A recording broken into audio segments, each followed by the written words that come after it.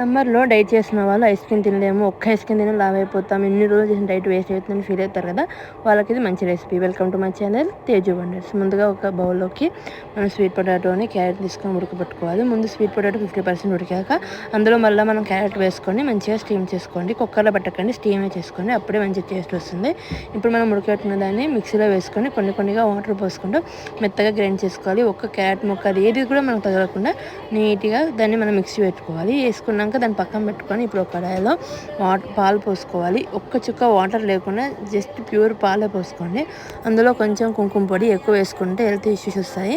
కొంచెమే వేసుకొని అందులో కొంచెం ఇలాచీ పొడి వేసుకొని పొంగు వచ్చే వరకు దాన్ని కాచుకోవాలి. ఇప్పుడు పొంగు వచ్చాక ఒక్కసారి కలుపుకొని మనం ముందుగా మిక్సీ వేసుకున్న మిశ్రమాన్ని ఇప్పుడు ఈ పాలల్లో వేసుకొని నీట్గా కలుపుకోవాలి. ఇది మనం పాలలో వేసుకోగానే వెంటనే ఏం కలిసిపోదు, కొంచెం బబుల్స్గా వస్తాయి. దానంతా మనం నీట్గా ఒక బీటర్ కానీ లేదంటే గంటతోటి నీట్గా మనము కలుపుకోవాలి. అప్పుడైతే నీట్గా వస్తుంది. ఇప్పుడు అది అయిపోయాక చిక్కగా అయ్యే వరకు కలుపుకుంటూ కాచుకోవాలి. చిక్కగా అయ్యాక దాన్ని ఒక గంట అయినా మనం పక్కన పెట్టాలి. చల్లగా అయిపోయాక మనము బాదం పప్పుల్ని జీడిపప్పుల్ని కలిపి మిక్సీ వేసుకోవచ్చు, లేదంటే మీకు ఇష్టం పెద్ద కావాలనుకుంటే కట్ చేసుకొని ఇప్పుడు చల్లగా దాంట్లో మనం అది కలిపేసుకొని నీట్గా ఒక గ్లాసులో కానీ లేకపోతే మీ ఇక్కడ ఐస్ చేసుకునే అవి ఉన్నా సరే మీరు వేసుకోవచ్చు.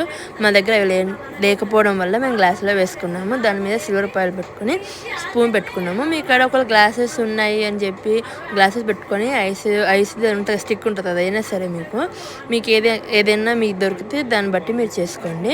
ఇప్పుడు దాన్ని ఒక 3 hours, మేము 3 hours కాదు 4 hours పెట్టాం, కానీ తొందరగా ఐస్ కాలేదు. అంటే మా సిస్టర్ వచ్చిందని మేము తినేసాము. మీరు ఒక నైట్ మొత్తం పెట్టినా ఓకే.